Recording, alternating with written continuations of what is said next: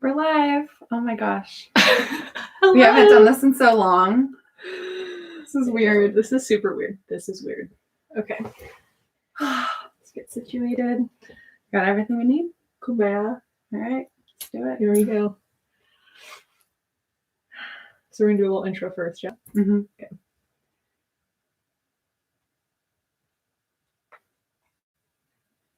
Hello. Welcome back. Oh my gosh, do you remember us? Do you know who we are? We're the Authentic Souls, and we have a podcast. Welcome back if you're listening. It's been a few months, I think, since we last recorded. Yeah. So this feels very weirdly new. Yeah. I feel like I'm out of practice. I don't even know how to do this anymore. I know. I feel like I'm just like giddy. And I can't stop smiling. Just happy to be here. Yeah. We definitely took a little hiatus. I think we stopped recording in July. Really? Yeah. That's crazy. Yeah. Yeah. Yeah. Hope you're all doing well. We're doing well. We're doing much better than we were in July. Is your mic on? It is on. I'll turn it on. Can you hear me? I think I can. I think it's just my headphones. Okay. Speak one more time. Can you hear me? Yeah, no, we're Okay. Gucci. I'm Cool. Sorry. As you can tell, Out of practice. we haven't done this in a while. We also started with some technical issues, so now we're paranoid that we're going to put in all this work and none of it will be recorded. But I know. we're here. We're going to make it happen. I feel like so much has happened. I know. Since we were on here. How have you been the last couple months? Been excellent. We went to a music festival. Oh yeah. What else have we done? A lot of home improvement. Yeah, working on the house and just fully grounding working on more. my inner world, my mental health. Yeah. I'm doing Great. a lot better. It's crazy looking back on like our podcast titles, like the episode titles from over the summer, and it's like, whoa. Very chaotic. Very chaotic. Yeah. So we decided one of the reasons we took a break is we kind of just wanted to restructure things a little bit. Feel like we used to do things a little more off the cuff, which was great, but now we're feeling like we would like to have a little more structure in our episodes. And yeah, how do you feel about that, Savannah? Are you excited? I'm excited. It was definitely necessary. I felt like it felt weird not showing up, and like I really wanted to be recording, but I was like, but what are we going to record about? And then slowly, just through conversation, and that's just like how our entire relationship has been, is like things will happen organically. That's how all the good things in life should happen, you know, like we just have to have a little more patience. Yeah, let ourselves take a break, like especially with us shutting down our studio in San Luis Obispo. It's like we shut that down and then we jumped right into the podcast, which is, I'm super proud of us for starting, but I think we needed that like recalibration period to just figure out like what we were actually doing, because we had to get our root chakras just fucking balanced. Wink, wink. This episode's about chakras, if you haven't looked at the title already. So yeah, our restructuring like really consisted of us having conversations about like what did we want this podcast to be. By episode 6 of us recording over the summer, it just felt like, what are we even talking about each episode? Like listening back, they're all super interesting and like entertaining, but we really want it to be like each episode to be rooted in purpose, and for you to like know what you're getting into when you read a title or you read the description. You're like, oh, this is what this one's about. Yeah. And you're really having like takeaway moments from each episode, while being entertaining, because just a little more, I think, informational is what I would say. Than usually we're just kind of chatting and topics will come up, but now we have our topics pre-planned, and so we can really put the intention into having specific things that we want to maybe say and make sure that we say them. So hope you enjoy the new format. I'm excited about it. I'm excited too. So we've picked our first couple episodes, and the very, very first one that we were running with is chakras. We're going to talk about chakras today. It's just so fun. Both of us are like very passionate about, I wouldn't say, maybe not passionate is the wrong word, but like we both apply chakras to our lives, I would say. And it's a topic that excites us. And for me, I got to go through my old yoga teacher training textbooks to like read up on this before we were going to talk about it. And it was kind of cool for me to be like, oh, I'm actually like teaching this stuff that I was like learned. And I was like, maybe I'll teach this one day, but maybe I won't. And so it's cool to be like, I'm finally getting to share it with people. Yeah. So, yeah. And I remember when we first like got the studio together, our shotgun wedding where we didn't know each other. We just signed a lease and we were just two creative gals hanging out together. But I remember one of the things you brought in to like decorate the space was your little chakra paintings. And I was like, oh my God, like we're so aligned because I love chakras and I have like prayer flags with each chakra on them and they have a little mantra. And, you know, my jewelry business is named Anahata Ray. And I remember when I was like 21 and naming my business, I was like sitting there brainstorming and like staring at my flags, and the Anahata, which is Sanskrit for heart chakra, really spoke out to me. So anyway, chakras run deep within us both and within all of us, literally, quite literally. But yeah. So I hope you learned something. I hope you feel expanded and I hope you enjoy. So shall we jump in? Let's get into it. All right. What are chakras, Savannah? What are chakras? So chakras are energy centers within the body. They each hold a different frequency and are kind of responsible for different parts of our life, different parts of who we are. And they each have a very specific frequency to them. Yeah. And there's actually a ton in the body, but we're just going to talk about the main 7 that you see because those are very important. And we could be here all night if we were going to talk about all of them. There's 114. Yeah. So we're going to just talk about 7 tonight. Just the 7. Keep it simple. Yeah. And I mean, those are the main ones that like most people are aware of. Yeah. And if you ever see like anything that like symbolizes chakras, these are the 7. So if you've been wondering, or if you know like a little bit about them, but you want to know more, buckle up. Here we go. We're going to do it. Yeah. And you've probably seen that graphic of like, it goes from all the way from your spine, all the way up to the crown of the head. So you can kind of picture that as we're moving through the body. We're going to start with the root. I thought of this analogy the other day and I'm very excited about it. We're going to think of the chakra system as us building a house, right? So the root we're going to start with, that's our foundation. Very important if we're going to move up to the walls and the roof, which are going to be the higher chakras. Very important that we have a strong foundation, right? So we're not going to say one chakra is more important than another, but it is important that we have a solid foundation before we move to any of the others. Yes. Yeah. And I definitely, just as an example, like us starting the podcast over the summer, was that foundation there yet? I don't think so, but that's what I'm saying. We had to work on our root chakra a little bit. We just had to get that foundation down. We had to get that stability going. Yeah. And now I can think about building our walls. I feel so excited right now, like in grounded, you know, versus like frantic energy, which I'm sure I don't even want to listen back, but I'm sure that would be the vibe. So anyway, the root chakra foundation. And this is what starts at the base of the spine. So if we're looking at the body, we're looking at the base of the spine. Also, in terms of color, we can kind of go over the color of each one. We can focus on red for the root. Yeah.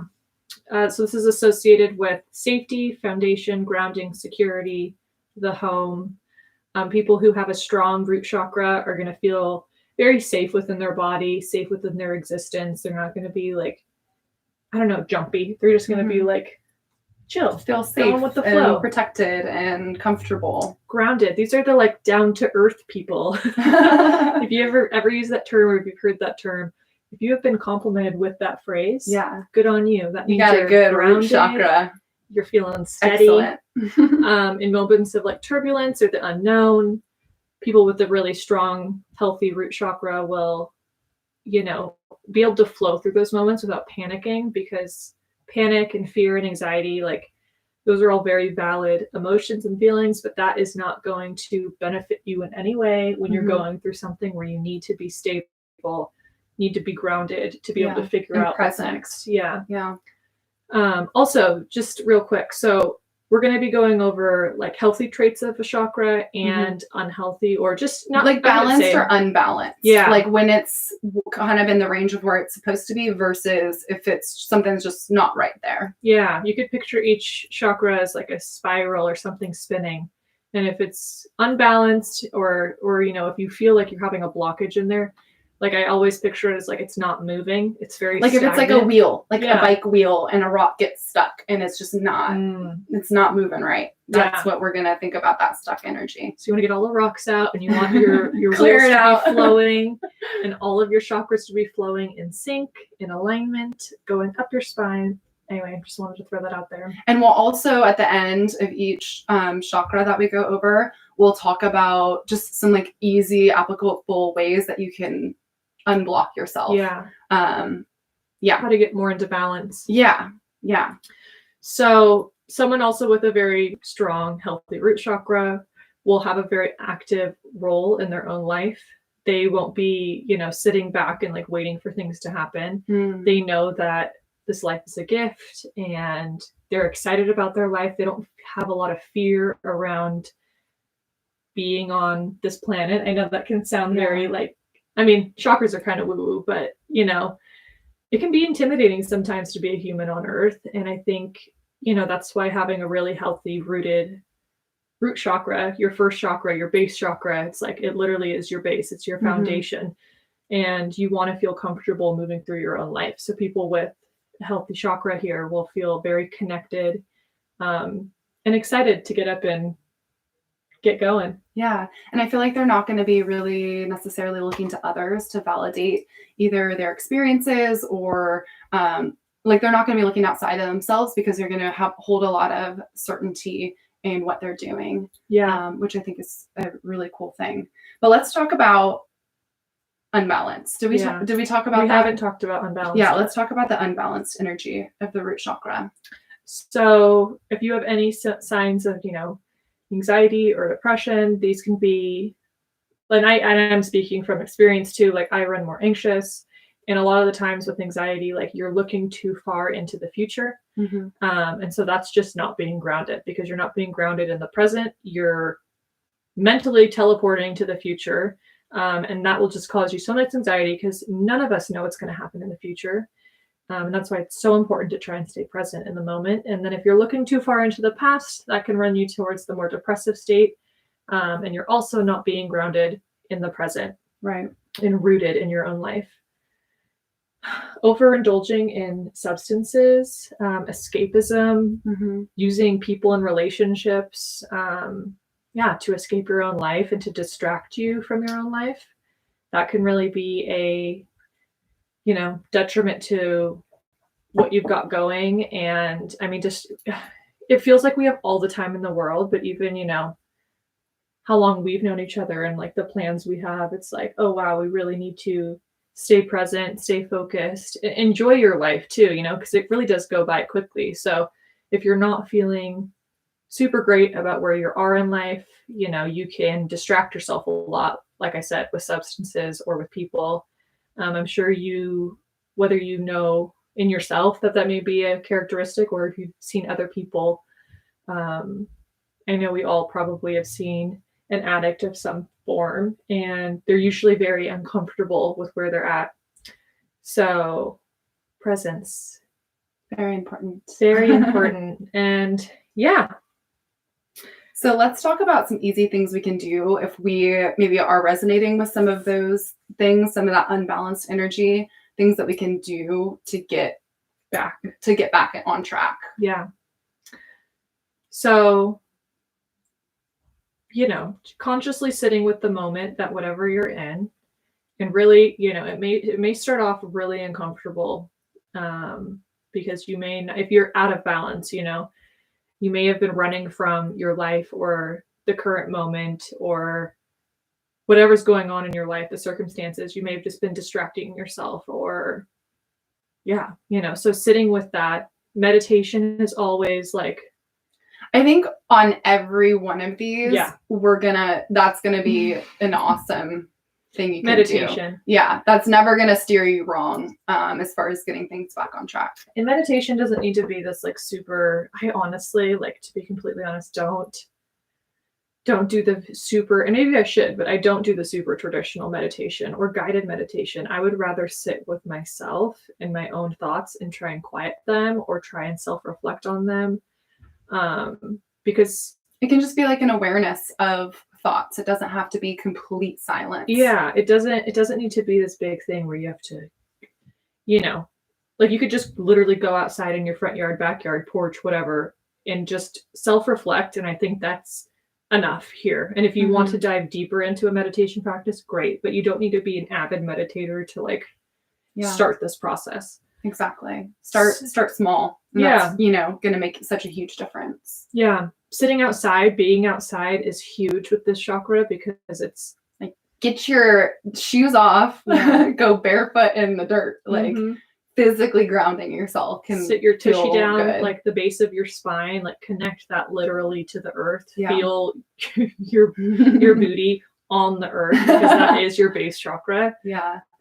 Feel the connection, be like, oh wow, like this is my home. This is where I am as a human for the next X amount of years. We don't know, but I'm going to be grateful for this moment because this is crazy. I'm a human on planet Earth.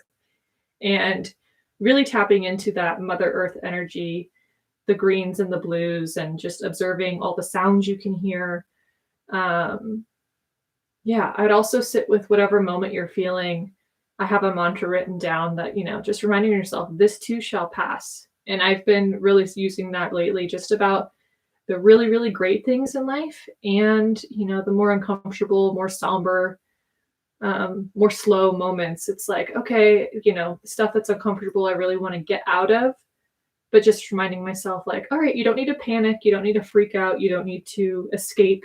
This will pass. Just like sit with it, comfort yourself. How can you parent yourself in this moment? How can you take care of yourself to get through this moment? And then at the same time, if I'm in a really joyous moment, like Danielle mentioned, we were at a music festival, and we haven't been to one of those in like years. So long, like 2 years, 3 years.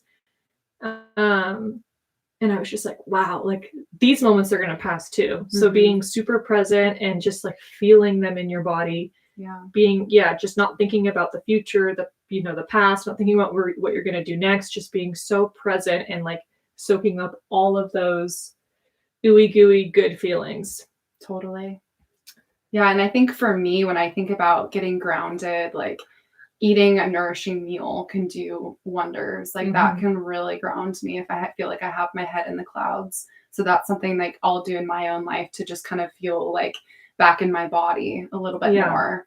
Eating is so important. Yeah. it sounds so silly and simple, but especially with like us living in, I feel like we're moving out of a diet culture, but we still idolize such light, thin bodies. And that's like the opposite of the root chakra. That's more like the higher chakras. It's just like airy, fairy.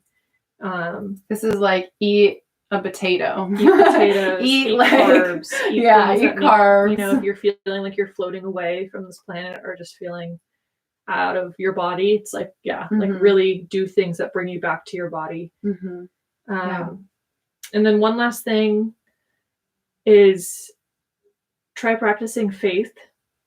And that can be completely different no matter who you are. It doesn't mean you have to believe in a higher power. I just think, having faith in yourself and in your own life. And it really makes sense to me that you're not going to get very far in this life if you're thinking about things in a fearful mindset. It's just going to put roadblock after roadblock after roadblock. And it's going to take you longer and longer and longer to achieve the things that you want to achieve. Yeah. And so just try it on, because I swear it's done wonders for us as far as like just trusting the unknown and having faith that things will work out however they're supposed to. You can't predict it. None of us can predict it. So in moments when you are sitting with the unknown, your body's kind of going into fear, just try. Like, what if everything worked out? And what if I don't need to be afraid? And what if, I don't, Yeah. do you have anything to add on that? Well, and I think for me in those moments where I can feel myself falling into fear, any kind of mantra, that's really helpful to get me out of that, whether it's the one that you mentioned or even like as simple as like, I am safe, you know, something like that. That's really going to just, you know, even if you have to repeat it over and over and over and over, like you can kind of feel yourself starting to believe it and get out of that fear before it like kind of sucks you in. Yeah. So that I found that as like a really, really simple thing to be helpful in my own life. And I can kind of like feel those feelings come up. Yeah. And then just, practicing gratitude for your life. And I mean, really focusing on your mindset, because your mindset is what will suck you back down. So one last thing here, you know, just another mantra to leave you with about the root chakra is thinking about, journaling about whatever, or in these moments of having fear, what would you do if you could not fail? So it's, you know, like if you knew something really scares you and you would talk yourself out of it because you're like, oh, I can't do that because X, Y, and Z. What if those things wouldn't happen?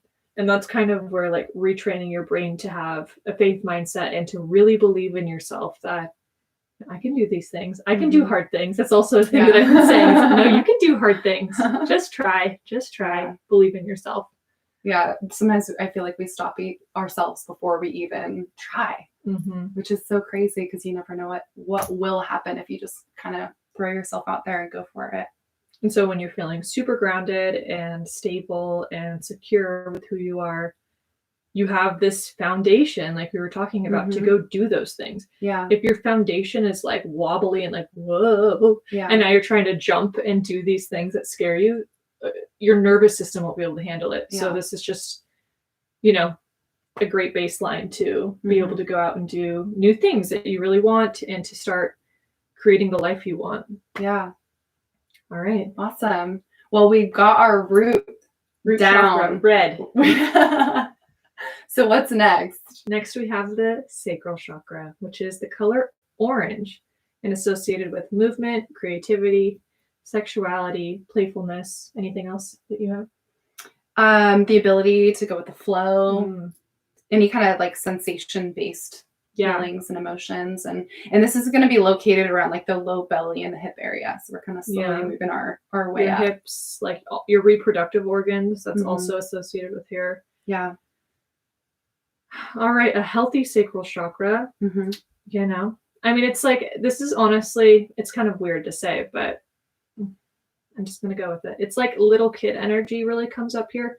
Any kind of, and I say it's weird because it's also like sexual energy and that's for adults, but you know, but just like the freedom, I feel like. Yeah. Is that what you're kind of like? The freedom, the joy, the playfulness, the laughter, the humor, the not taking yourself so seriously. Like going with the flow. Kids just go with the flow. Like they don't know what's happening, you know, the next moment or what they're going to do, but they're like, I'm going to go paint this picture now. This looks fun. Let's go do this. And they trust their creativity and they don't question themselves. And they're like, I want to do this, so I'm going to do this.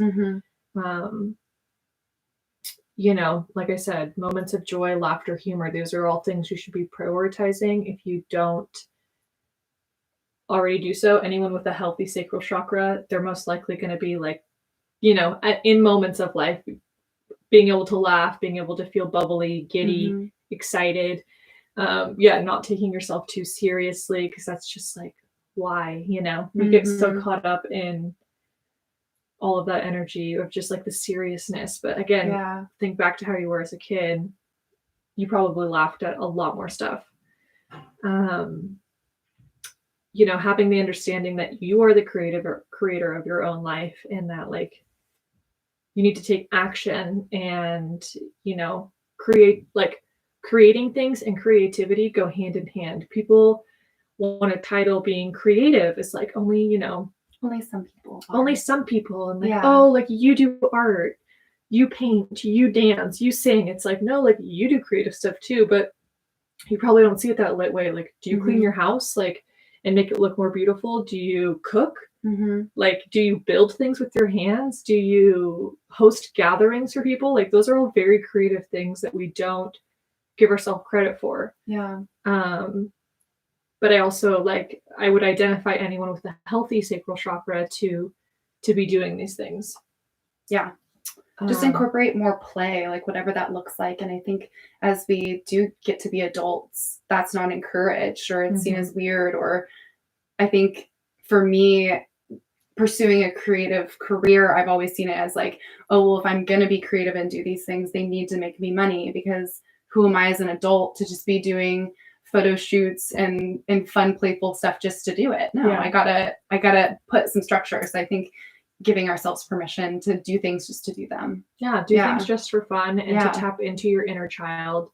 What would you have wanted to do when you were younger? You know, each person has their own blueprint to their soul, and the things you're interested in and want to do are not going to be the same as someone else. So just being aware of like whatever feels good to you. This is also the chakra of movement. So making sure you're moving your body. Yeah, I mean, it's like connected to your leg. Your hips are connected to your legs.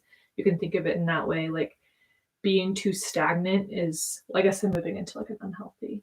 Are you done with being with the health? Yeah, let's talk about some unbalanced energy here. What are we gonna see?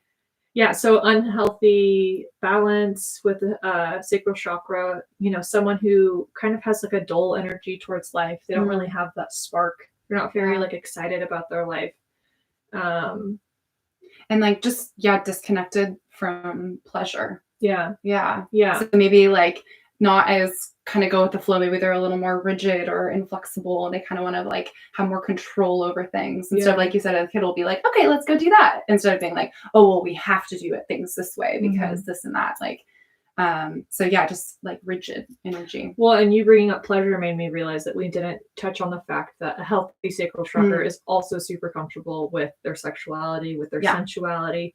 They know who they are. They know what they like. With or without a partner. With or without a partner. Yeah. They're not like, they don't have that like tight feeling on the inside when someone brings up those topics. Doesn't mean you have to be like outwardly sexual. Yeah. It's just, like the comfortability with it. Yeah. Like, and you know what you like. On the other side of things, out of balance, there's like shame around those things, which I think is super common in our society. Oh yeah. Like we're taught to be shameful of those things. So I think all of us could use a little bit of help in that department. Yeah.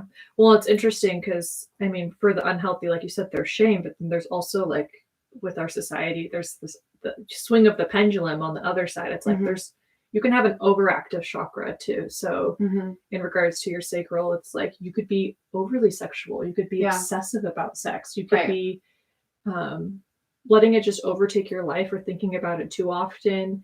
And each person's going to, you know, have a different version of that. Yeah, have their own version. But if it's like disrupting your life, or if everything in moderation, right? Yeah. So that just made me think of that when you're talking about it can swing both ways and unbalanced. I know. I hope we're covering on each one, because it's like out of balance is such a. It's like, how can you? Because it can go so many different ways. So hopefully we're covering kind of like the overall. Or just hopefully you get it and you can use like your own discernment to like. Right. Yeah. Okay, so if this is healthy, then these things must be unhealthy. You know, it's like, So another unhealthy trait or unbalanced trait with the sacral chakra is like not believing that you're creative, not having hobbies, not having things that you do for fun, just taking life very seriously, being very rigid, and being like, oh, that's for them. Those people do that. Yeah. You could feel very triggered by people who are in their creative, in their flow. Yeah. And just maybe have a fear of anything different or a fear of change. Something that's not already like in your norm. Like in your world. Yeah. You may not have as much like joy or humor if you feel very serious. It's like, maybe like put on a stand-up comedy show on Netflix and just like laugh. Or watch some funny TikToks. That'll always get you TikTok going for like 3 hours. And that'll cure you.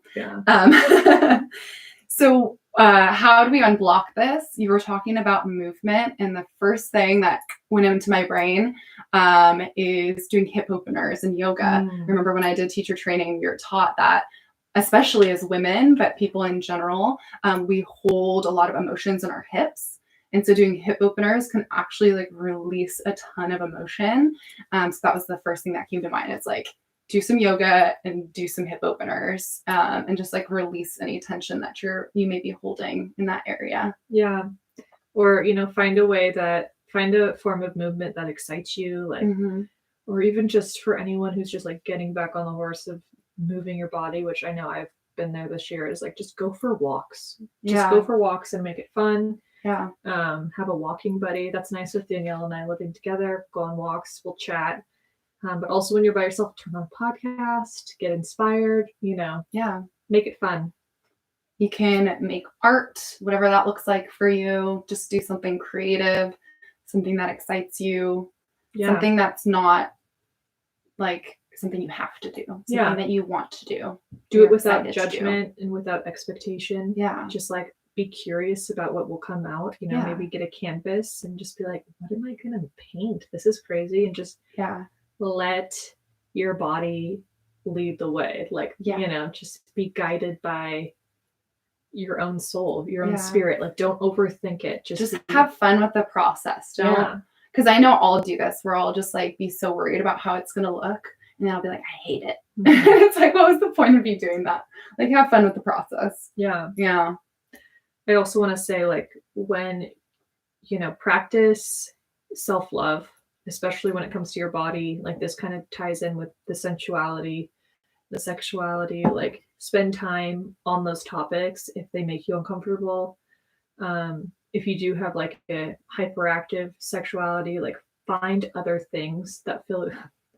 I should not use that term, fill you up. That not literally. Make you feel full, whole as a human being, that make you feel good, that get you out of, that put you in a flow state that like boost your serotonin and you get that dopamine rush, but from something else. You know what I mean? And then if on the opposite end of the spectrum, if you are feeling that shame, like walk around naked, like masturbate, have some sex, See, we're like blushing. But it's true. Pleasure is so important. And if you could find pleasure in whatever you do, in all things, your sacral chakra is going to turn right on and be buzzing. Now I'm just all these starting like turned right on. Oh my God. But it's good. We're not taking it too seriously. We can laugh at these things. I know. I'm like listening to myself like, oh my gosh. So we talked about mantras in the first one. So the mantra I wrote for this one would be either I am open to receiving pleasure or I love and enjoy my body. So two that you could use if one of those resonates with you. Yeah. Pleasure in all things. Is there anything else with this one? I feel like that was it on my end. What I thought about. Be creative. Be sensual. Be sexy. Be sexy. Be the sexy. I have things fill you up. Yeah. In all senses of the word. Go make something. Go laugh. Don't be too serious. Don't be too serious. All right. Next, the solar plexus chakra. The color yellow. It's associated with confidence, purpose, identity, personal power, a healthy amount of ego, having a good high self-esteem, and taking responsibility for your own life. And if you're picturing where this is in the body, it's going to be the mid belly and the mid back. So kind of focus on that area as we're talking about it. So when this is balanced, someone's going to have a really strong sense of self, like a healthy ego, very confident, playful, joyful, empowered. All the things. Like I know I'm jumping forward to like how you can balance this chakra, but visually, like what I think of when I think of the solar plexus chakra is like, power posing. Like when you have your chest out, you stand in the mirror and you put your hands, your fists on your hips, and you're supposed to stand there for 2 minutes. Stare yourself dead in the eye and just feel that confidence rise. Like, yes, I can do this. And you're going to feel weird in the beginning, but just keep doing it. And by the end, you may be laughing, but you're also just going to be like, yeah, I am that bitch. I can do this. Hell yeah. I'm a badass. The color yellow just makes me think of the sun. And I just feel like the sun is just like always there, always showing up, always strong, always, you know, fiery. And so that's what I'm picturing, just like that embodied energy of the sun. Yeah, the sun, exactly. Yeah. When you have a healthy, balanced sacral, no, that's not sacral, solar plexus chakra, yellow, you're not going to be worried about what other people are doing around you, because you're going to be so in tune with yourself and confident and on track with your own mission, and getting the things done that you need to get done because you're confident in yourself. You're not looking around you. You're not judging other people. You're not comparing yourself to other people because you know who you are. You don't need to do that. Yeah. You send them well wishes. You know they're on their path. They're doing their thing. But you're like, I need to be focused on me. Because there's only one of me. Yeah. I got to take care of her. She's got a mission. She has things, or he, or they, whoever. They have things they need to accomplish. And here we go.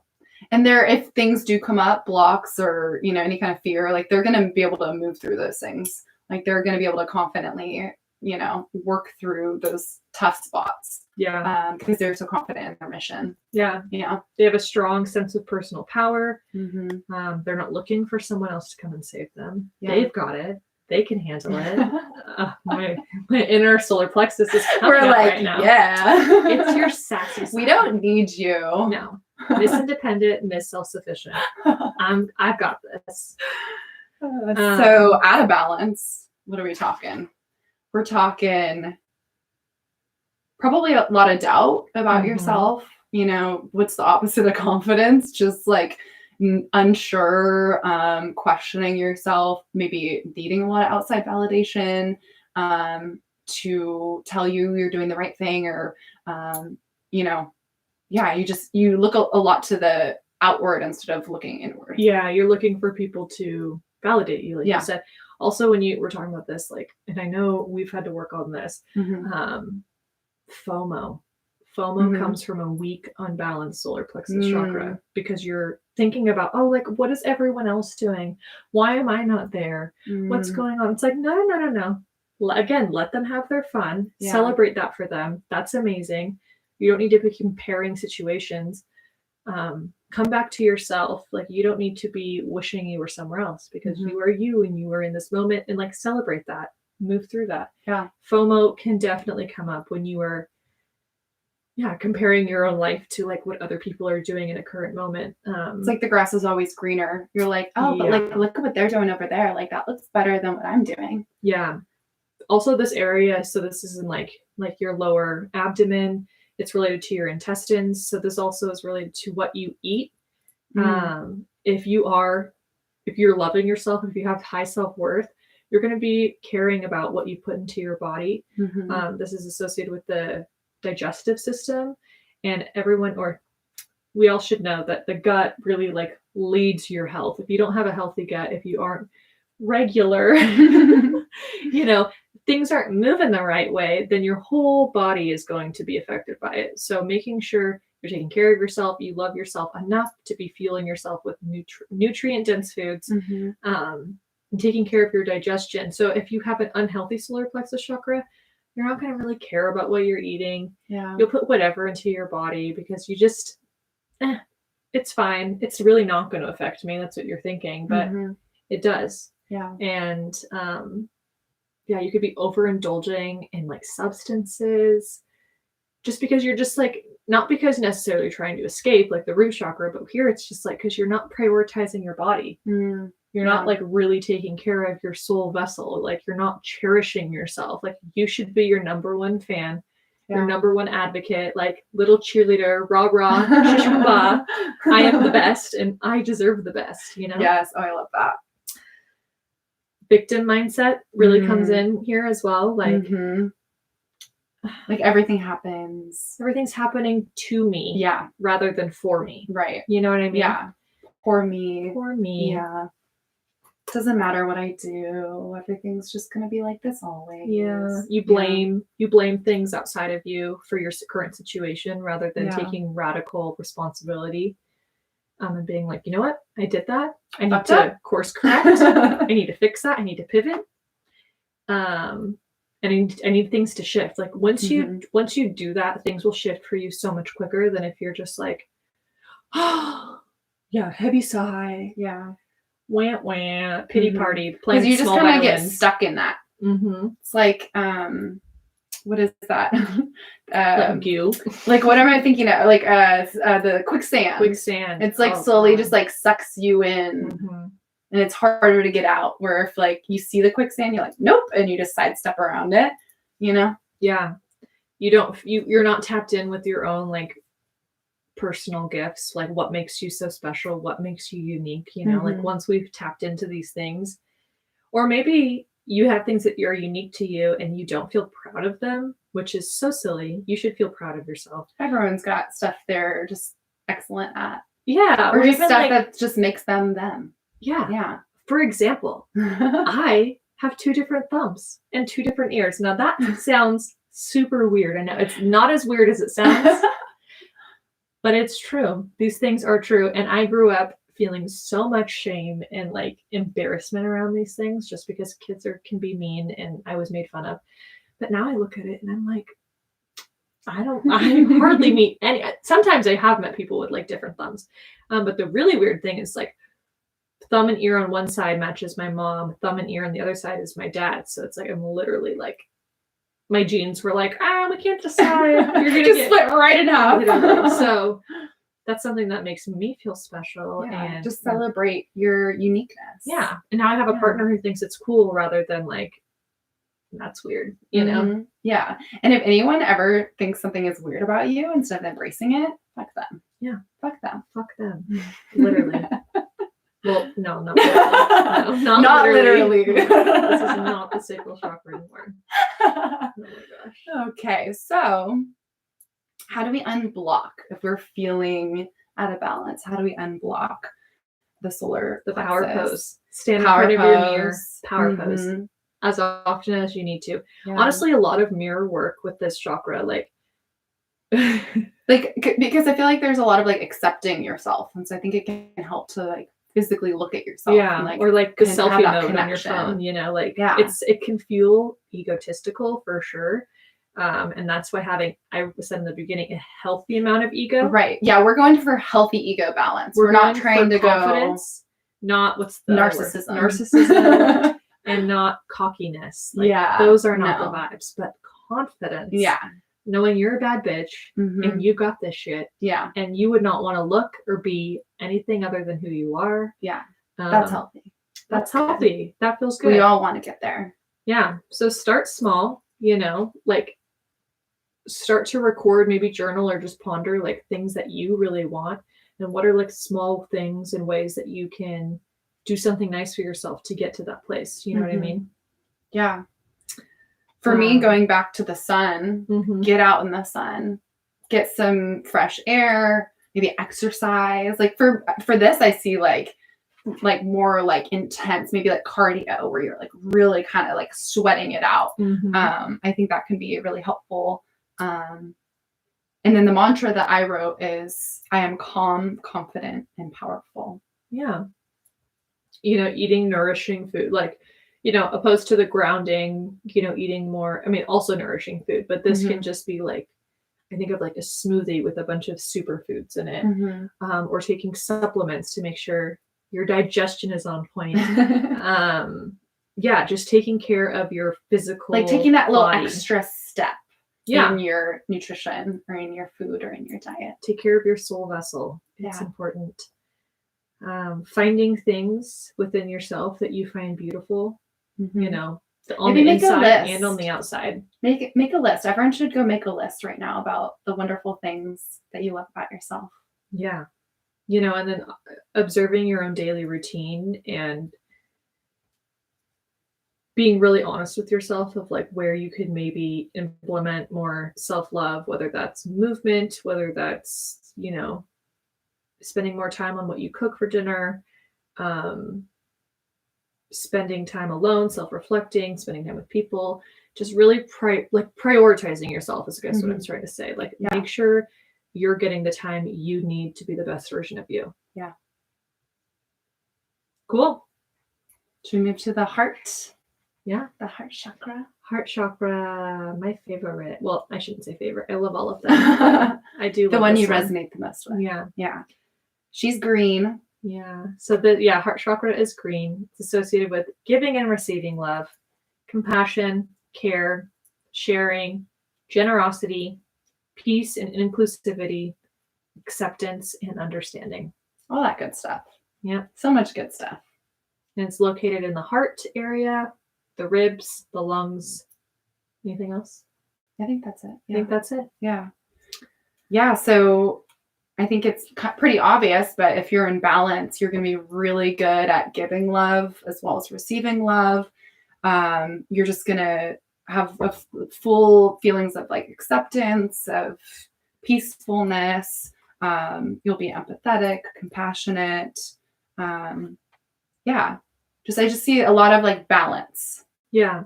Of giving and taking. Things will happen to you in your life and you don't react in like an angry or, just like uptight, reactive way. Yeah. You have compassion towards the situation or the person. You may not understand, but you can sympathize or empathize with them and just know that they're going through something, not to take it personally. Yeah. And again, to flow through it. Like when you have an open and balanced heart chakra, things don't stick to you as much. You aren't as reactive. You don't take things personally because you understand. You don't hold grudges. Yeah. You move on. Yeah.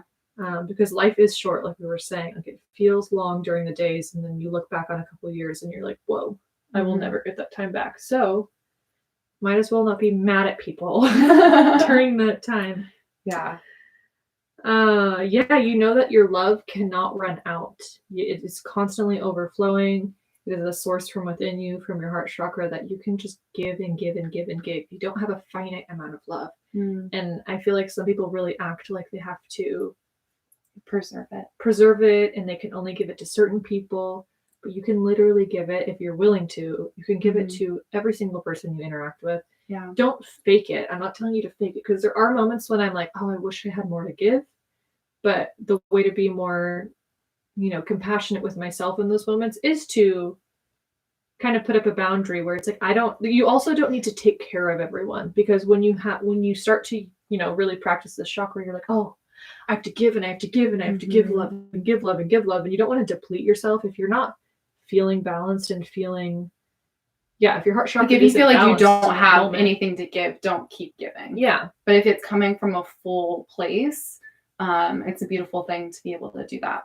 And if you prioritize your heart chakra, that ability will just like keep growing. Your whole space. Because you can keep filling yourself up, and so then you can keep giving, and it doesn't get to that point where you're like, ugh, I'm drained, I got nothing left. Yeah. Speaking of filling yourself up, like heart chakra, you're not going to be looking for other people to fill you up or to give you, validation, but like to be seeking love from other people. Anytime someone does choose to shower you in love or to give love to you and you are open to receive it, that is amazing. And you can just sit there and revel in how marvelous it feels to be receiving someone's love.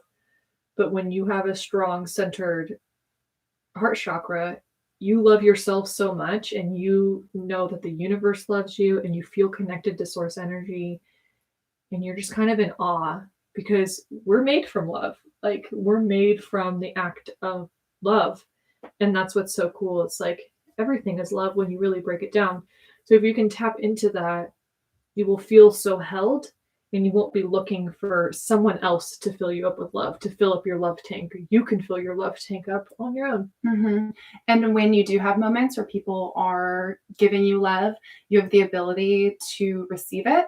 Like, I don't know if anyone resonates with this, but I know in the past, like, someone will give me a compliment and I'll try and kind of like brush off or be like, oh, like whatever. But if you have a strong heart chakra, you're able to be like, thank you. I appreciate that. Thank you for saying that. Like, you're not like brushing things. Like, you're able to really receive what people are throwing at you as well. Yeah. Yeah. You won't feel uncomfortable with those moments. You'll just be like, thank you. Yeah. Like, truly like appreciate it. Yeah. You won't get all flustered. Like, I feel like, or like not know what to do with it. Yeah. Oh my God, am I worthy enough to be receiving this? It's like, you are. You are love, and let someone just like acknowledge that within you, of how beautiful or amazing or kind you are. So going back to this has to do with generosity as well and sharing. And so it's like having an abundant mindset towards life rather than a scarcity. It's kind of the same thing with like our capacity to love. It's like we want to think like, I only have so much love to give.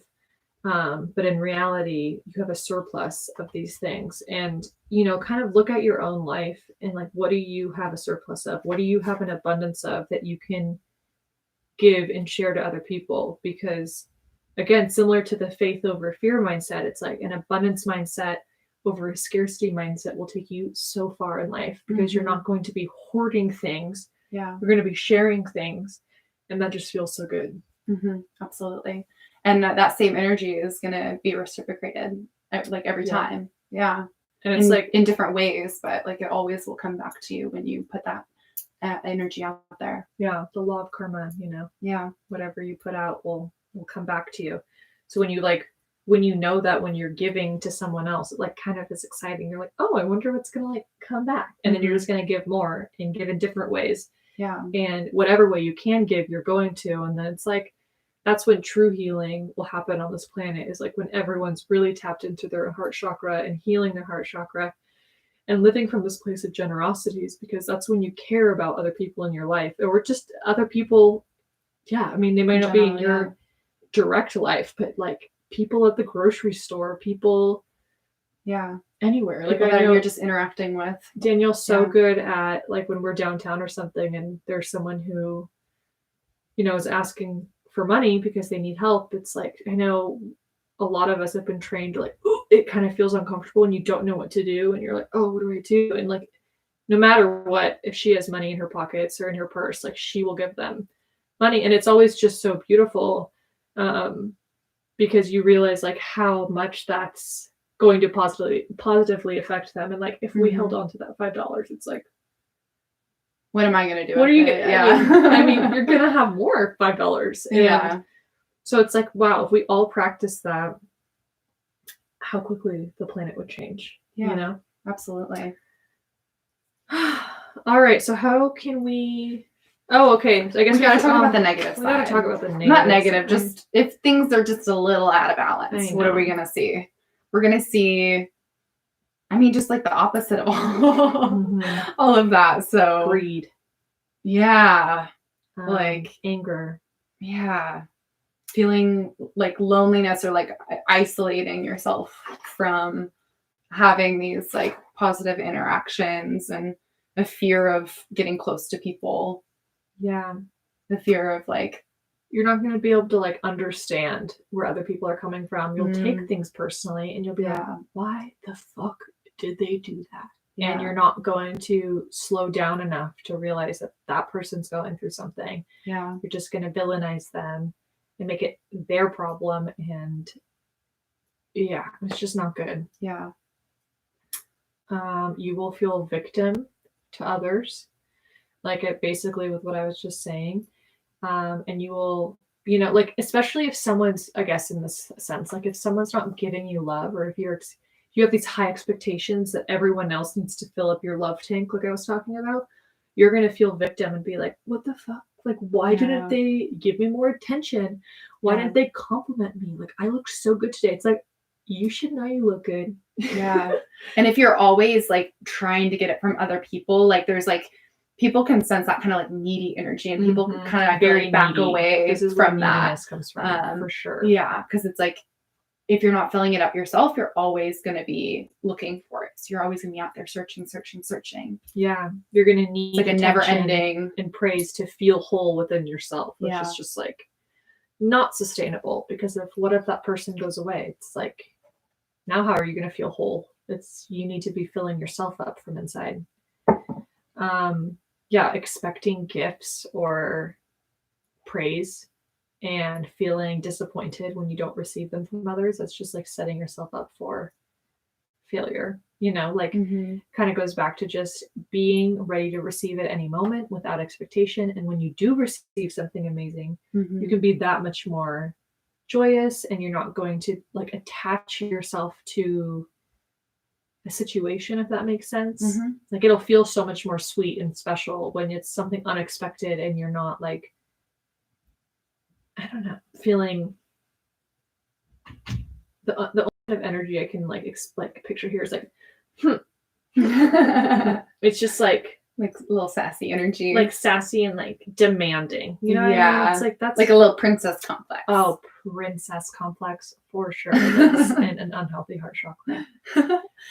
And I think also just having a fear or inability to be vulnerable with other people and tell them how you feel, and like putting up walls and kind of closing off your heart from other people in whatever way that comes out. And so not being able to get deeper with people because you're not definitely like you're not giving. And so it's just like there's just these walls. Yeah, staying very surface, like not showing your true colors or like what you're really going through and your emotions. What you're really feeling. It's like, yeah, it's like not feeling safe with other people and like not feeling like people are going to understand. When your heart chakra is open and healed, it's like, you know, you see yourself in other people and you're like, oh, if I'm feeling this, I know on some level someone else will be able to receive me. Yeah, someone else will understand. Yeah, absolutely.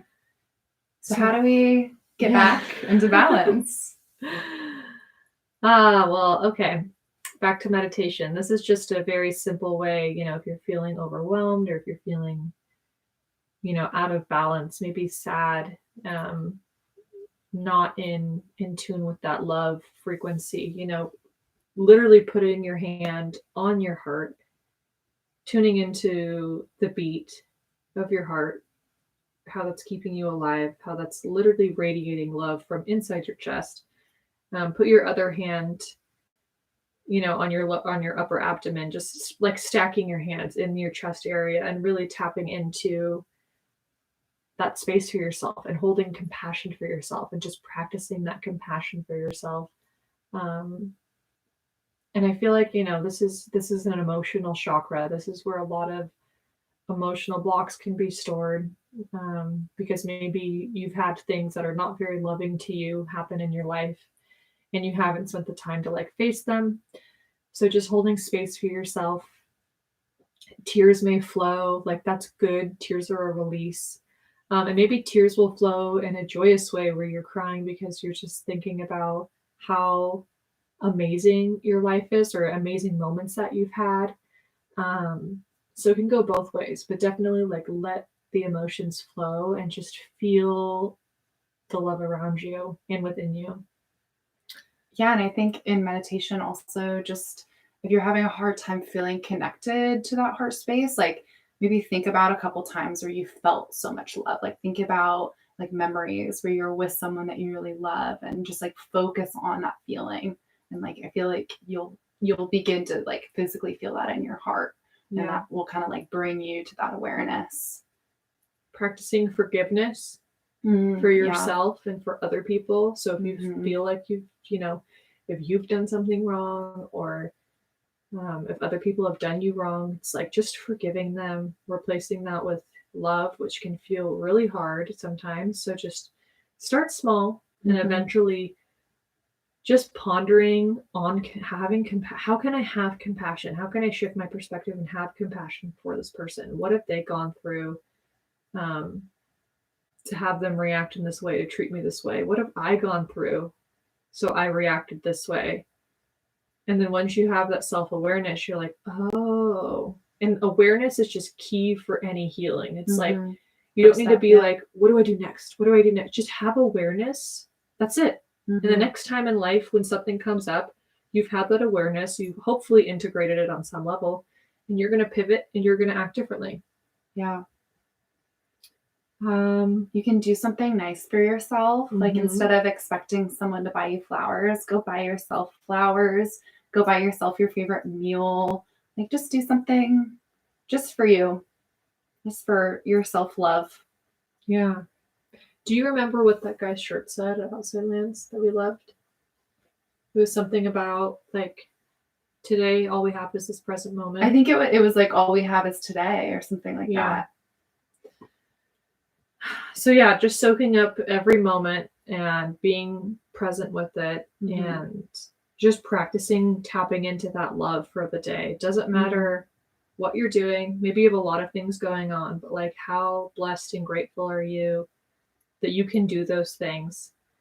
that you have a busy schedule. Like I had so many things on my plate today, but I was like, I'm going to do it. I'm determined, and I'm going to choose not to feel like stressed about it and to feel victim to these things. Like I'm blessed that I get to do all these things. Mm-hmm. So I'm going to move through it because this day is going to be gone one day, and I'm never going to get it back. So yeah, just tapping into that love energy as much as you can, you know, in the calm moments, but also in those busy moments. It's like it brings you back to just like, okay, being present and being grateful for this life, and not just falling into that like, ugh, I have to do all these things. It's like, no, you get to do all these things. Yeah, totally.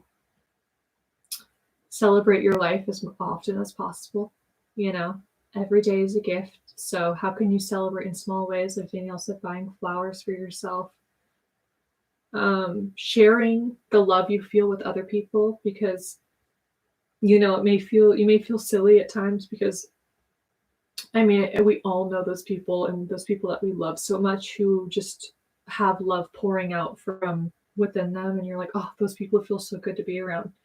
So how can you channel that energy within yourself, and knowing that when you show up to people with this energy of love, and you show them how to love unconditionally and how to just celebrate life and be so grateful for each day and be generous with other people, that when you're doing that, you're teaching them like, oh, I can do that too. Yeah, like just showing up to be an example. Yeah. Yeah, not expecting other people to do it, but no. And that's the thing. I remember like earlier on, like in my spiritual journey, and like, you know, but wanting to better myself in small ways here and there. It's like, how do I get other people to wake up? How do I get other people to tap into this energy? It's like, just lead by example. Yeah. If you embody it, people will notice. And maybe people will change and maybe they won't, but that's not your job to get people to change. But if you can inspire people by your own actions, that's pretty cool. Yeah. And it goes back to like, it all starts within, you know what I mean? Like, how are you going to help change the world? How are you going to help change things or help someone else? It's like by helping yourself. It's like this weird mind twist and mind fuck where you're like, wait, what? Like I should just be outwardly helping someone. And yes, you should be in moments when you feel called to, but a lot of it is internal work. Because who we are inside is like how we end up showing up to our life. Yeah. I have 2 mantras that I wrote for this one. So I have either I'm open to love or I have an open heart. I love that. A couple things you can focus on if you're having a hard time tapping into this energy. And when you're meditating, you know, and you're breathing and you're focusing on your breath, imagine like with each breath you take, your lungs and your heart space is expanding. And as it's expanding, its ability to receive love is getting bigger and bigger. And so when you're breathing in, you're breathing in love. And when you're breathing out, you're breathing out love. And as you keep doing that, just like fill your body with it. Just fill it. And it'll start to feel so good. All right. Moving up. So we've done base chakra. We've done sacral chakra. We've done solar plexus chakra. We've done heart chakra. And now we're at the throat chakra. I also love this one. So it's the color blue, and it's associated with communication, speaking your truth, and expression, located in the throat and the mouth. I think this one is really funny because technically this is probably one of my harder ones or one of my more blocked ones. And I feel like I'm actively working on it right now. I'm so proud.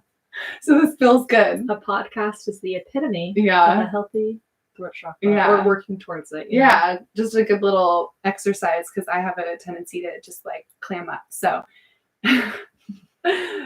yeah, your throat, it's all about your communication, your expression, all of that really good stuff. That's really important. Yeah, people who are able to just like feel free with who they are, they're not afraid of what you think of them. They're going to speak their mind and do it confidently.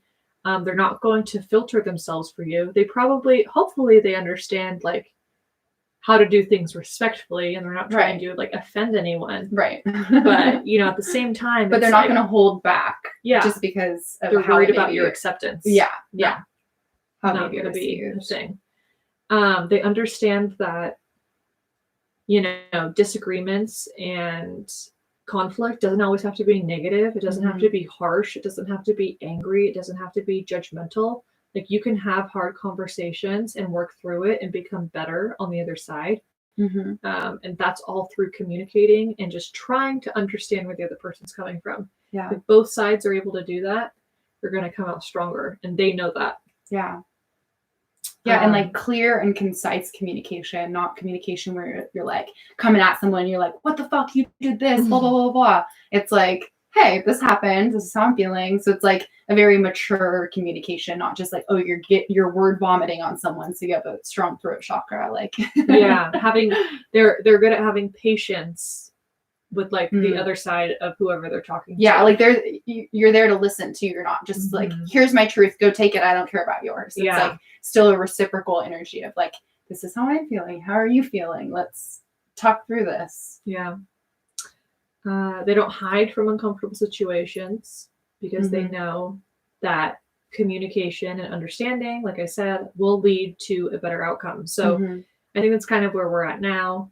Not, just like I think of like society, it's like some people really want to be having these conversations, and I think some of them are kind of what you're saying, the what the fuck energy, like, listen to me, listen up. It's like that just repels people from actually listening to you. It's a very polarizing energy instead of trying to like meet in the middle somewhere. Yeah. So at least people are talking now, but it's like, okay, take it back a couple notches.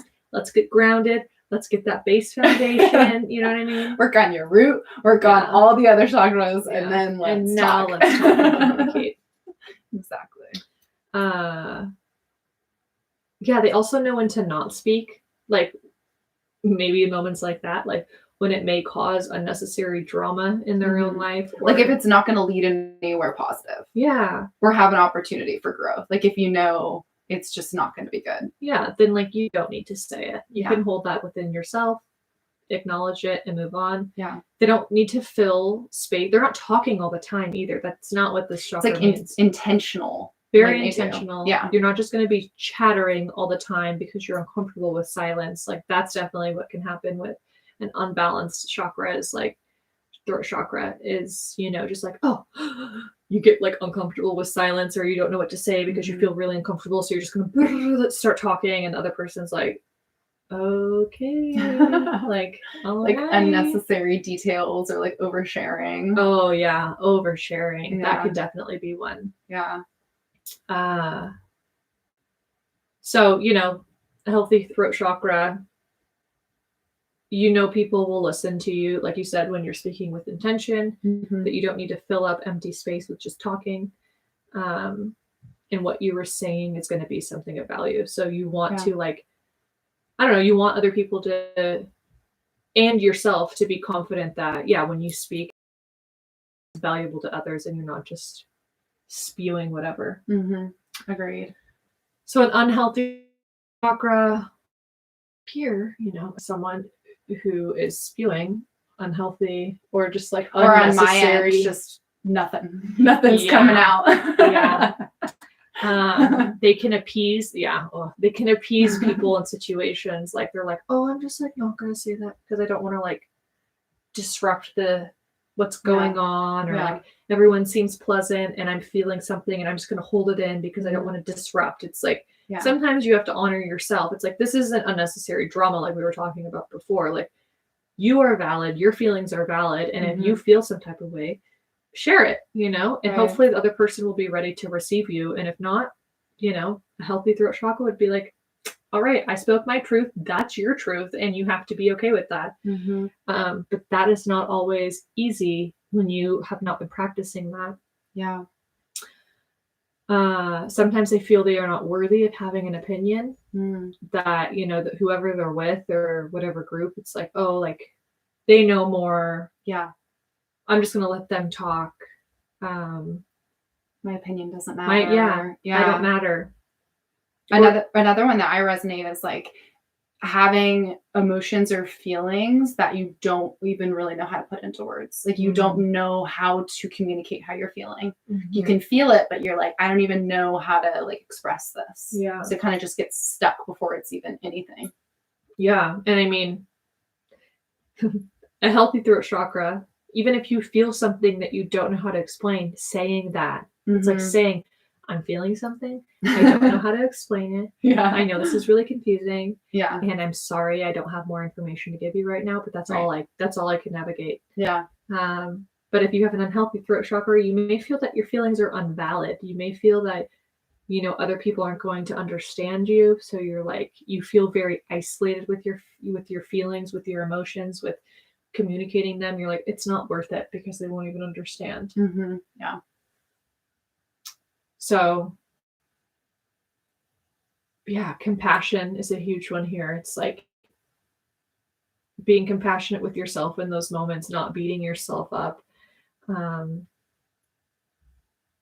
Yeah, waiting till you finally feel comfortable to speak, not forcing yourself to speak, but you know, even if you can just internally be like, oh, this is what I would have said there, you know, and just like kind of give yourself the mental note of where you would have, what you want to try and do next time, even if you just have the intention of trying to speak up next time. I think that's great. Yeah, absolutely.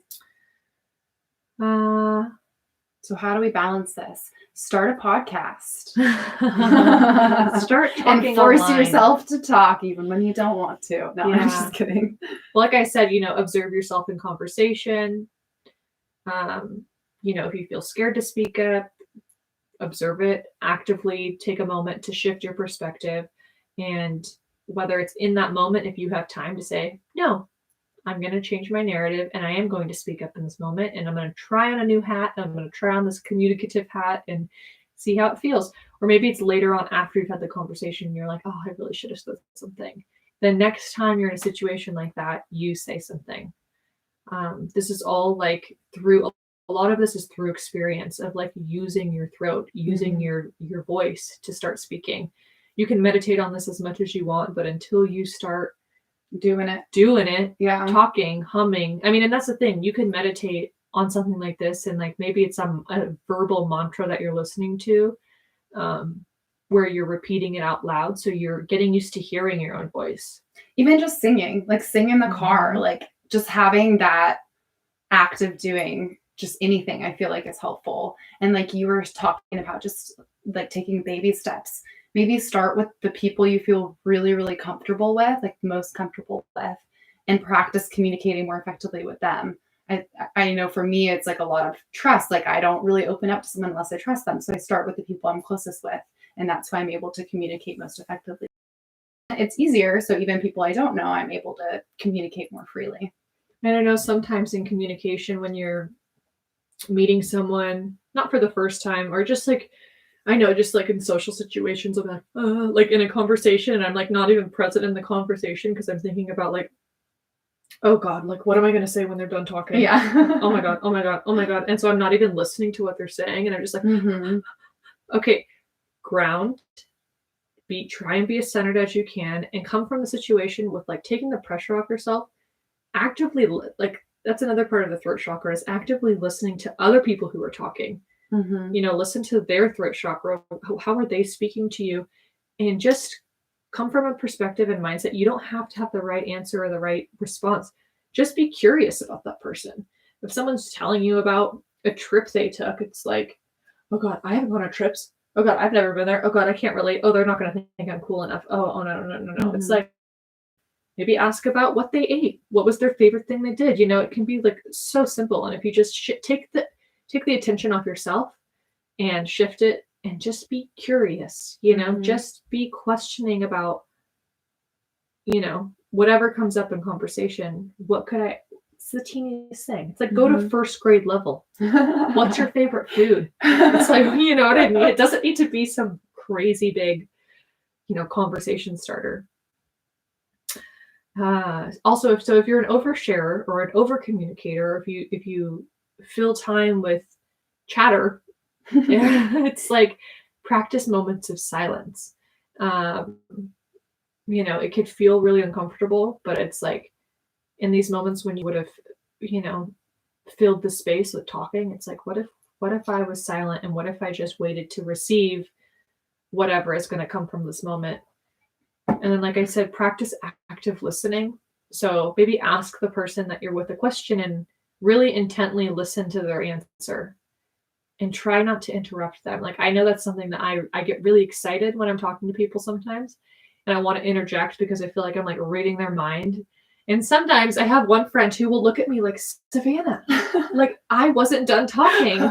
And I'm like, oh, okay. And so I really, really, really, I mean, and sometimes I catch myself doing it. I'm like, all right, noted. Like, we're not always perfect, and you may have an intention on something and you're just going to have to keep working at it. So this is one of the things I work at, is like active listening, letting the other person finish their statement, and then you can respond. Absolutely. Also, like in this, situation, do things that slow your mind and your nervous system, so you're not coming to conversations with all of this like heightened, more highly energized energy, because that can be really intense for people who maybe aren't on the same level as you. If you're trying to relate to someone, I guess it depends on the person, but it's just like you said, be that down to earth person when you are practicing a healthy, balanced nervous system and being grounded. Your communication style is going to be so much more just calm, streamlined, and people will be able to receive you a lot better. Okay. Mantras. Do you have any mantras? I don't have any mantras. I mean, I say go look up a throat chakra mantra, or just like you said, hum, sing, oming. Like, I'm like, should we om? Danielle, her throat chakra is like, no. Well, I'll give you my mantras. Okay. So I express myself with clear intent, or I'm able to clearly speak my truth. Those are my little mantras. Yeah. If you should be able to feel free with who you are, and like be excited and happy that you are able to communicate who you are. If you feel bottled up and like, I don't know, tight in this area as far as like, oh, not feeling understood, that's when you know that there's things to be worked through here. Okay, so after the throat chakra, we have the third eye chakra. And if you're still with us and you haven't taken a break, feel free to take an intermission, or go drink a tea, have a snack, drink a drink, snack on a snack, go potty. But also it's the podcast, so you could do all of those things while listening. That's true. Take us with you. Take us with you on the journey through life. But we're giving you permission if you need to take a break. Yeah. Also, just like kudos to you for thanks for sticking with us. I'm not even. I was like, this is going to be such a long episode because there's just so much we're going to get excited about and want to talk about. And it's just like so information based. It's like, oh, I hope we're covering enough. I know this is a good like level 1 chakras. We can do another episode later on more. Yeah, get more in depth. Okay. So third eye chakra. This is the color purple or indigo, associated with your intuition and connection to your higher self, located at your third eye. So in between your eyes, right above your eyebrows, that is where your third eye is. So if you have watched or done our intuition course, this is a lot of third eye work. Yeah, right? I know.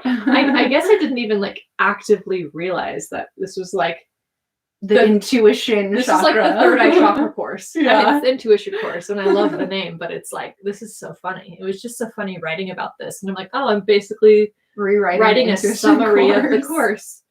So yeah, drop so that hint if you want to go take the course and strengthen your third eye chakra, your intuition. If you want $33 on the website, go buy it. Okay. So this is our connection to our higher self, and our connection to our inner guidance system, our intuition. Basically just our deeper subconscious wisdom. Yeah. Your sense of awareness to your own life. Your like awareness with synchronicities in your life, the very subtle energies you're kind of starting to pick up on.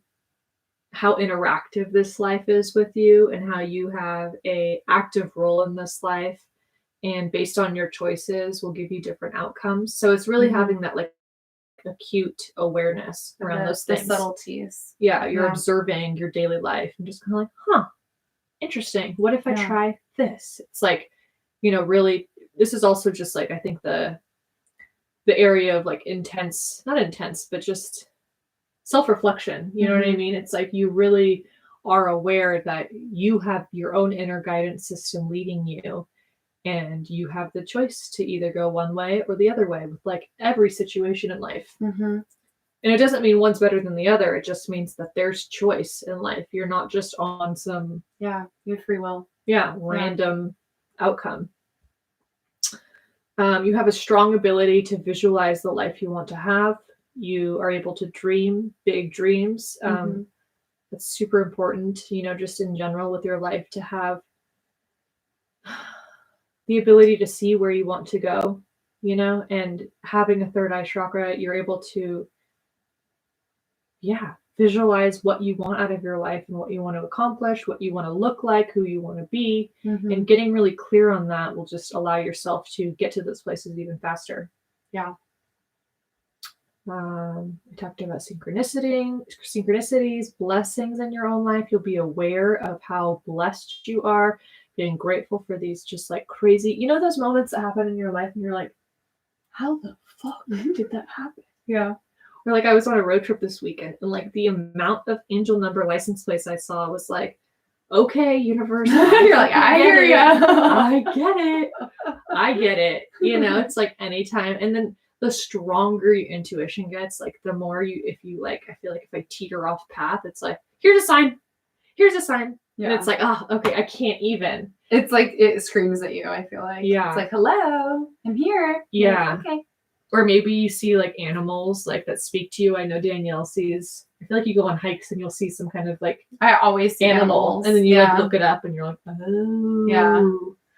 Her and I were on a walk when we were in like a more somber area of our life, like letting go of our business together, first business, the studio in San Luis Obispo. And we saw a coyote on this walk and we were like, it was so close. He was literally, because we saw him and we were like, oh, we're just going to like let him go. And every time we would stop, he would stop and he would look back at us. And then when we would walk, he would walk. It was the craziest shit. Like he was like, follow me. And when we looked it up, it was basically like, don't take things so seriously. And we're like, oh, okay. It was like the jokester. It's like, you know, be playful. Like life's gonna be okay. And you're like, fuck. Okay, I hear you. All right. Yeah, you understand the fragility of life and like how blessed you are to be here. And you know, I think that goes hand in hand with not taking it so seriously. It's like, how could you take it so seriously when you know this is just a blip in time, and whatever you're experiencing, the highs or the lows, it's a blessing, whether you can like understand it in that moment or not. Knowing that like being comfortable with death and being comfortable with the non-physical, you know, like understanding that there are realms beyond this third dimensional planet that we don't understand. And it doesn't mean you have to understand it, but respecting that and knowing that, you know, death and birth are a part of everyone's life, and to not be afraid of these things. And I think once you have some kind of relationship with death, it's like you're able to live every day so much fuller, because you know eventually that day will come for all of us. Not being scared of those things, like being open-minded about the things that we don't see or that we don't necessarily understand. Being understanding and having a connection to duality. So if you think of like the yin and the yang, that can be an example of like birth and death. It's like understanding that all situations are going to have this contrasting aspect to them, and that there is both light and dark in all situations, and that you don't need to judge a situation or a thing. Like you can see the light and the dark in everything, and once you start really doing that, you know, you start not judging each moment, and you can really start taking life for all that it's worth and not taking it for granted. Right. All right, an unbalanced third eye chakra. I was gonna say just like a lack of trust in yourself, like not having that connection to your intuition. So you're just like uncertain, unsure. Yeah, it'll affect your ability to make decisions for yourself and to like trust yourself.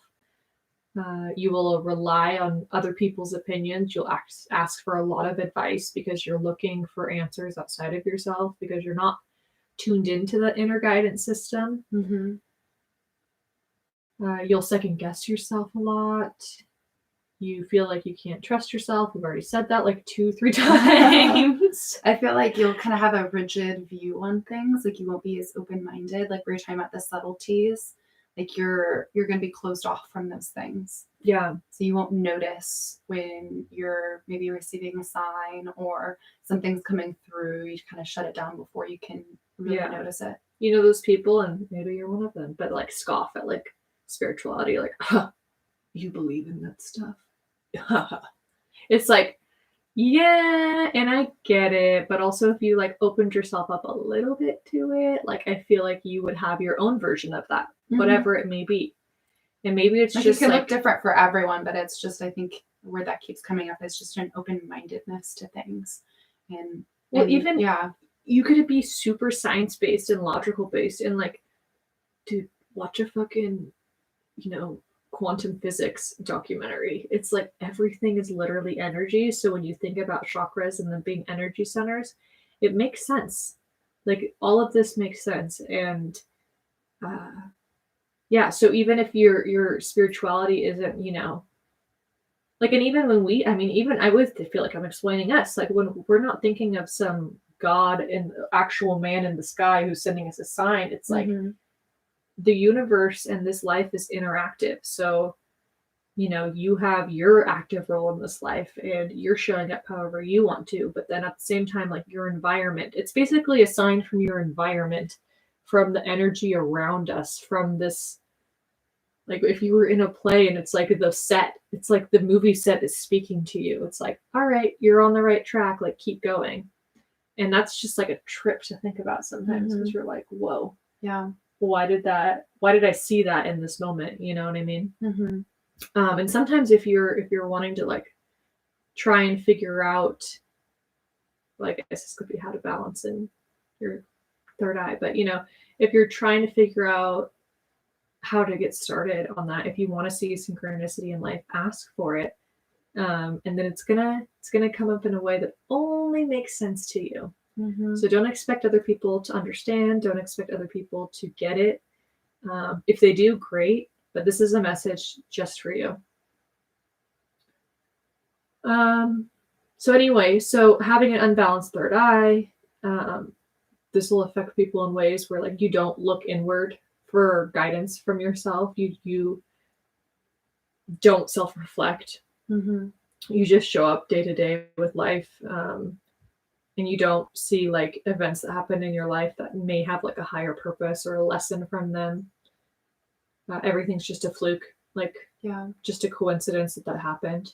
Like I'm in the belief that there are no coincidences in this life. Like if something miraculous is happening in your life, like soak that moment up and just celebrate it and like share that moment with other people because isn't it more fun to live that way too? Like, isn't it more enjoyable when you can really get excited about those moments? Like instead of just brushing them off, like those are my favorite things, like the coincidences, the synchronicities when you're like, oh my gosh, like that's so cool. So it's like appreciate those things, whether you're gonna take it super seriously or if you're just having a hard time maybe believing in things. But I mean, I think it's a beautiful thing to have that belief and that that faith. I think it's more fate rather than coincidence. You know what I mean? It's like, that moment was created for me to experience. How cool is that? Yeah, absolutely. Yeah, people with unbalanced third eye may be fairly pessimistic. Just not excited about life. They're like, huh, yeah. Whatever, man. You may be overcome by your emotions easily because you cannot see that these moments were created for you to learn from. You're just getting upset that these things happened. Getting stuck in like karmic cycles because you're not learning the lessons that you're supposed to be learning. So you're like, why does this one thing, this pattern keep happening? I don't understand. Instead of being like, maybe there's something I need to do differently. Okay, so how to balance, heal your third eye chakra. Definitely meditation. We're kind of getting into the higher chakras, so we're more dealing with the mind. So I think any kind of like meditation or intuition work. Maybe take our intuition course. Yeah, go do that. That'll solve all of your third eye problems, I promise. No, go check it out. Seriously. $30. But yeah, we have a lot of intuition work and exercises. TheAuthenticSouls.com. Yeah, all that kind of stuff to help you. But I think also journaling. You're kind of dealing with the subconscious when you journal. So you may come to realizations that you were unaware of once you kind of get in that flow state of writing. You never know what's going to come through. Yeah, another way to journal about this would just make a gratitude list. Start counting all the things you're grateful for in your life, and you'll start to just be in awe with your life. You're going to be like, wait, what? Yeah. I have so many things to be excited about and to be grateful for, and it could be the smallest thing, like a faucet that turns on water, or food in your fridge, or someone that you love, or your dog, or going outside and breathing fresh air, or anything. So many things. Small things. Yeah. And then you can move to the big things, and then you're just like, whoa, my life is so crazy. So much. Yeah. Also, if you want to tap into your inner guidance system, like this is a very, very, very brief summary of the course. It's like we're teaching you, and you can do this yourself. It's like starting off small, asking yes or no questions from inside yourself, and waiting for those answers to arise within you. Very subtle ways. Is this a yes for me, or is this a no? And then moving up from there, and eventually you can move into, full words can come through, and this can be from, being like, I'm trying to think, I don't know, what should I be doing with my life? And you'll get a message. But eventually maybe you should be starting with, should I do blank? And then you'll get, should I wear this sweater or this sweater? Should I eat this thing? Should I drink apple juice or orange juice? Yeah. And you're going to feel those answers come through either sometimes in the heart or in the gut. You'll kind of have those like little pings of like, oh, I know what to do. Yeah. So again, we go so in depth on all of these things. It feels weird, like only talking about, a couple of things, but we have but basically just getting in touch with the subtleties. Yeah. And understanding what that looks and feels like. Yeah. Check out the course. 2 hours of video content. 4 chapters of in-depth information on all of this. Okay. And honestly, like our intuitions and tapping into our third eye chakra has led us in so many places that we would have never ended up if we just were basing our life off logic and not trusting these subtleties within us. Okay, drum roll, please. It's the last chakra. So we're talking about our house. This is our roof. We're putting our roof on our house. She's been waiting to say that. We've made it to the roof. We've built the whole house. Yeah, our house is done. So the crown chakra is the color violet or white. And it's just like light violet, very light pastel. This is my favorite color. It's associated with enlightenment, the cosmos, balance, universal awareness. And this is located outside the body. This is like your aura or your subtle body's energy. It's the energy around you that you possess. Mm-hmm. But you can think of it as a crown, like right above your head. Yeah. The crown is where the energy flows from. Yeah. Yeah, when you think about like when you're doing meditation, you can kind of focus in energy going in through the crown, going all the way down to the base of the spine, to that root, and feeling that lot of energy. That going rod, through. the golden rod of light, as they say. Okay. So a healthy crown chakra will allow oneself to feel blissful and calm. They do not get stressed or worked up over life because they understand the fragility of their own existence. And they're able to see a higher perspective. Yeah. There's context to everything. So it's like, why would I worry about the small things? Like, I understand the bigger picture. Yeah. They're really tapped into their spiritual nature. They understand that life is so much bigger than just them. They understand unity consciousness, which is the idea that we are all one, that I am you, you are me, We're all connected. We're all connected. We're all coming from the same source, and we'll all go back to the same source once we die. So none of us are on a singular path that's like separate from separate one than another anyone else. completely. Yeah. They don't take life very seriously because they understand that we're just living the human we're experience. just here to, yeah, we're just here. We're just being humans. Literally. They understand like their higher self and the vision that they want to hold for themselves and how they want to show up in the world, and they're able to live from that place. Like they're able to be their higher self in like all moments. They're not asking necessarily for guidance. Like they're embodying that energy. They're embodying the wisdom. Yeah. Yeah, just like overall wise. Like that's what I think about. Just very wise. Just that person that is kind of just like, you're just like, they just get it, you know? They're holding the image of like being the ideal version of themselves, like in all moments. Yeah. And they practice non-attachment. So because they know that this life is not forever, and attachment, you know, only leads to suffering in a lot of ways because nothing lasts forever. So you can attach to something thinking that it's going to be there forever, and it's not. So they're able to, you know, just show up to each moment and to each person and to each thing, which is so much like presence and joy and just gratitude for that moment or that person. Yeah. And it just overflows from them. Yeah, knowing that each moment will never happen again. There will never be another moment like the one that you're in now. And that alone should just make you go, ah, good or bad too. Like you talked about, like, they find peace easily, and they understand that life is a part of them, that they are not separate from life, like we were saying.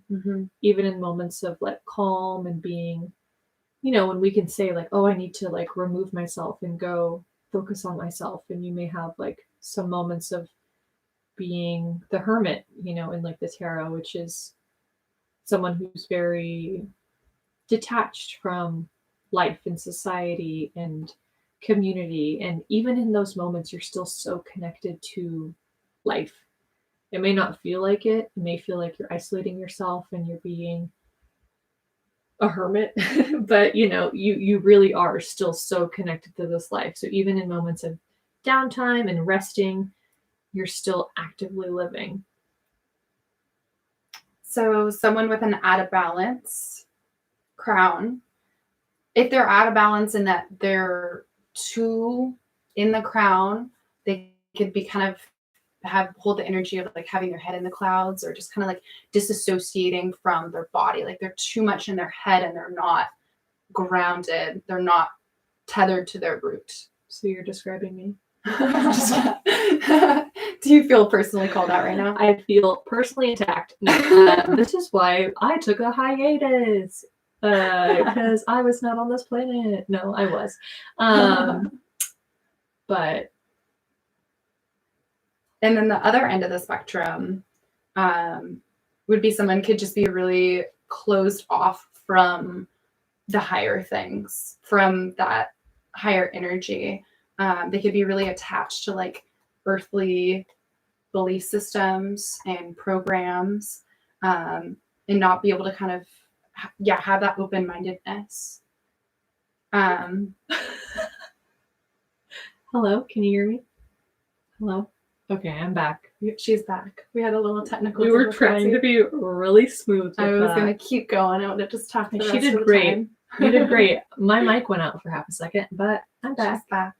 Anything else you want to add for out of balance? See, my energy just whoop straight out of this planet, and my microphone cut out. Oh my gosh. Her head went in the clouds. We got to bring her back down. Oh, literally. Yeah, you can have a sense of separation, isolation from the things around you, people around you. Taking life for granted. Did you say that? No, but like, and the other thing is like a lack of curiosity. Like you're just like not looking for anything more than what's already in front of you. Yeah, you're not trying to like learn from other people in your life. Yeah. Yeah. Hopefully you explained the unhealthy quite well, because I feel like I was being a living example of that. I wasn't being present in that moment at all. Well, so how do we get back when you get I just thought of a good thing about, not a good, but a good Okay. description of unbalance. You know, collecting things rather than connections. Okay. You're finding value in your life through physical goods because you aren't able to like see the energy in connections and see the value in connections. Yeah. Okay, let's move on. The way you just looked at me. Yes, trying to understand. I'm here with you. I got you. We're on the same wavelength. Okay, so when your head is in the clouds, when things get a little heady, how do you bring yourself disconnected, down? Literally. Come back to the present, get your breath right. Oh my gosh.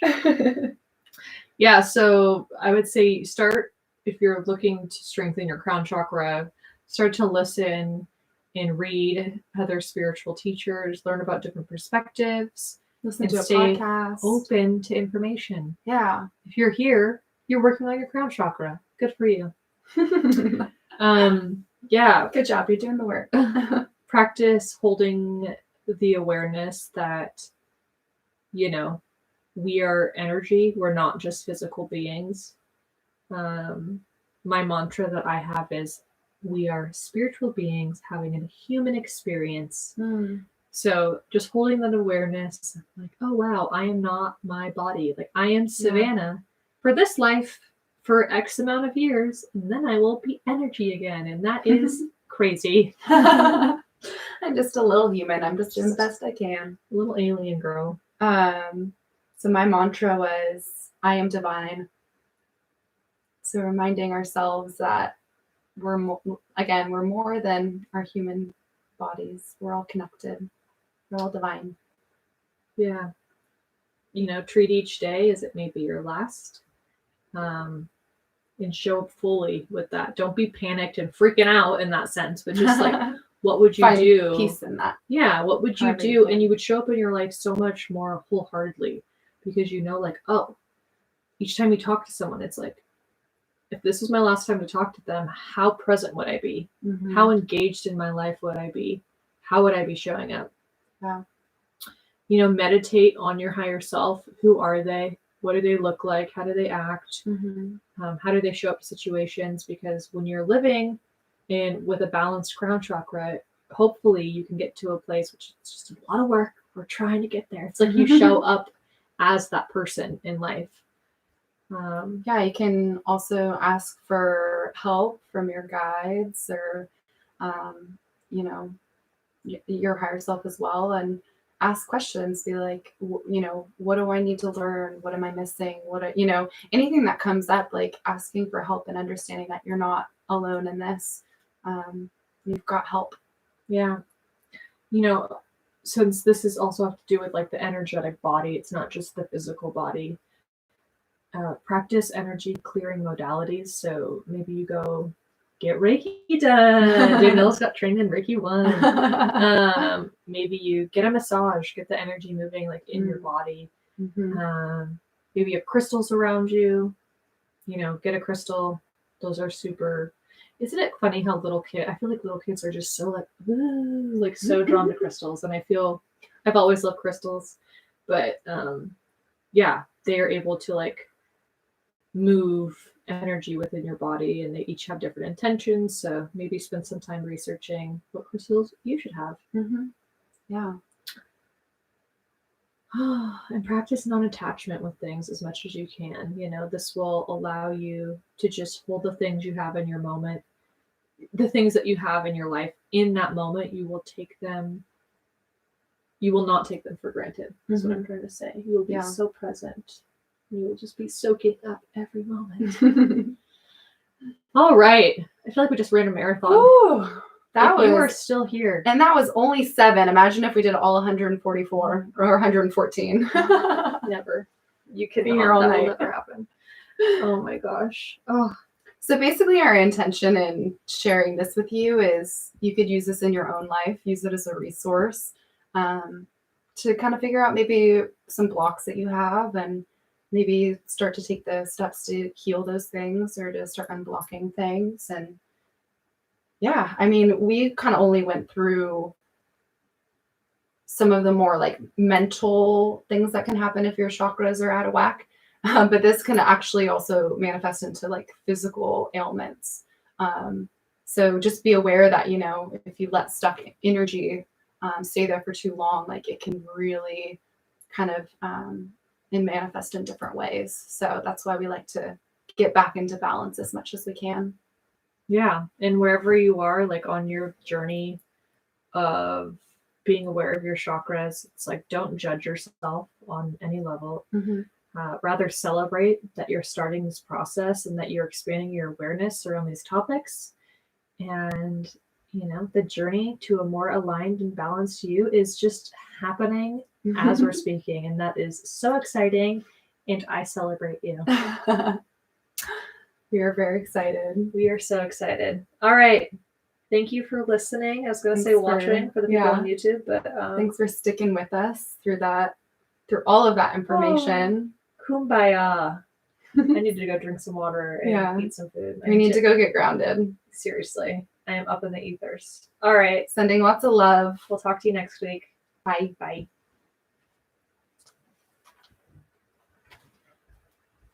God, how long was that?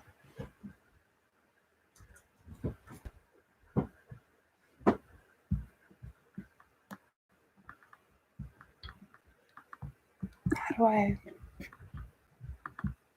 Oh my God, the beginning is really cute. Trying. Oh, there we go. Okay, bye. Oh, bye. Oh.